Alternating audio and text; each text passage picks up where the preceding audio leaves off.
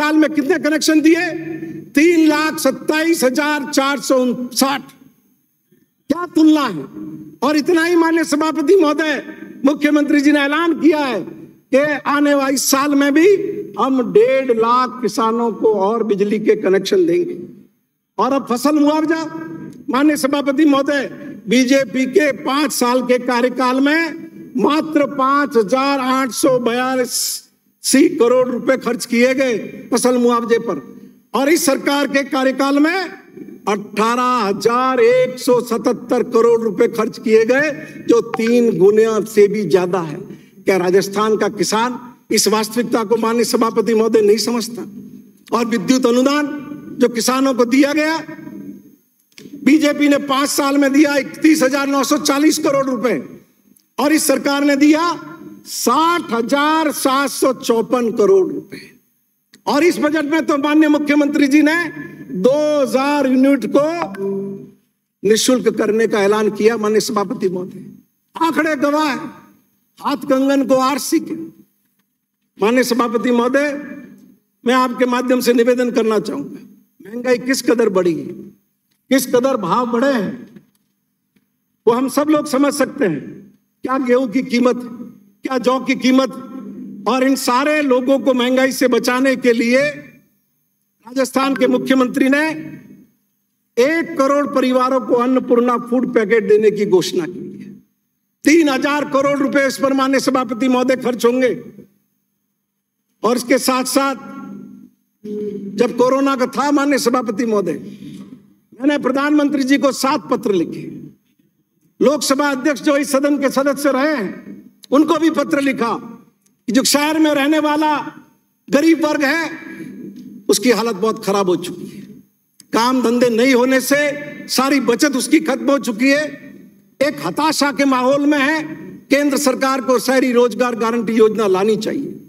हर परिवार के खाते में जो नॉन इनकम टैक्स पे ही है, 10,000 रुपए हर परिवार के खाते में डालना चाहिए। हमारी नहीं सुनी गई। मैं धन्यवाद दूंगा अशोक गहलोत को कि 33 लाख परिवारों के खातों के अंदर 5,500 रुपए कोरोना के टाइम में डीबीटी के जरिए उन्होंने ट्रांसफर किए। मैं धन्यवाद दूंगा कि हमारी अंतर्मन की उस पीड़ा को उन्होंने महसूस किया और राजस्थान के अंदर शहरी रोजगार गारंटी योजना शुरू की। और इतना ही नहीं, जहां एक तरफ भारत सरकार मनरेगा में पैसा घटा रही है, अशोक गहलोत 25 दिन गांवों के लोगों को खुद के खर्चे पर दे रहे हैं। और इस साल शहर के खर्चों को भी, शहर के लोगों को भी 25 दिन देने की उन्होंने घोषणा की। हमारे बहुत से किसान नेता इस सदन में बैठे हुए हैं, उनको मालूम होगा कि यूरिया सब्सिडी के अंदर किस रूप में कटौती लगातार हुई है। और इतना ही नहीं, कृषि मंत्री जी अभी सदन में नहीं है, राष्ट्रीय कृषि विकास योजना में भी 22-23 की तुलना में भारत सरकार ने इस साल 32% की माननीय सभापति महोदय कटौती की है। सामाजिक सुरक्षा के अशोक गहलोत मसीहा है। ये वही व्यक्ति है जिसके दिमाग में पिछली सरकार के वक्त ये आया था कि हमारे बुजुर्गों को पेंशन देनी चाहिए, विकलांगों को पेंशन देनी चाहिए, विधवाओं को पेंशन देनी चाहिए। और तब भी ये दुष्प्रचार किया गया कि रेवड़ियां बांटी जा रही। और आज फिर जब सामाजिक सुरक्षा का एक नया स्वरूप लेकर के, नया कलेवर लेकर के सरकार इस सदन के माध्यम से उपस्थित हुई है, तो हमारे बीजेपी के दोस्त फिर यही बातें करते हैं कि रेवड़ियां है। लेकिन ये पूछना चाहूंगा, क्या गरीब और असहाय और जरूरतमंद परिवारों को फूड पैकेट देना रेवड़ी है? मैं पूछना चाहूंगा कि क्या वृद्धजनों को सामाजिक पेंशन में पैसा बढ़ाना क्या रेवड़ी है? क्या विधवा महिला को सामाजिक सुरक्षा पेंशन में पैसा बढ़ाना क्या रेवड़ी है? क्या कोरोना में अनाथ हुए बच्चों को पालन विहार योजना के अंतर्गत भरण पोषण करना और वयस्क होने पर नौकरी देने का फैसला करना एक क्रांतिकारी कदम है या रेवड़ी है? ये अपने गिरेबान में झांक करके देखें। माननीय सभापति महोदय, 30-35 साल तक सरकारी आदमी नौकरी करता है और सबसे बड़ा सरकारी नौकरी में आने का कारण होता है पोस्ट रिटायरमेंट सिक्योरिटी। लेकिन भारतीय जनता पार्टी की सरकार बनी दिल्ली में और हमेशा से भारतीय जनता पार्टी एक कर्मचारी विरोधी पार्टी रही है। जब जब भी कर्मचारियों के हित के कोई निर्णय हुए, फैसले हुए, तो वो कांग्रेस की सरकारों ने किए। अटल बिहारी वाजपेयी की सरकार ने फैसला किया न्यू पेंशन स्कीम लेकर के आएंगे। राजस्थान में बीजेपी की सरकार थी, न्यू पेंशन स्कीम लागू की।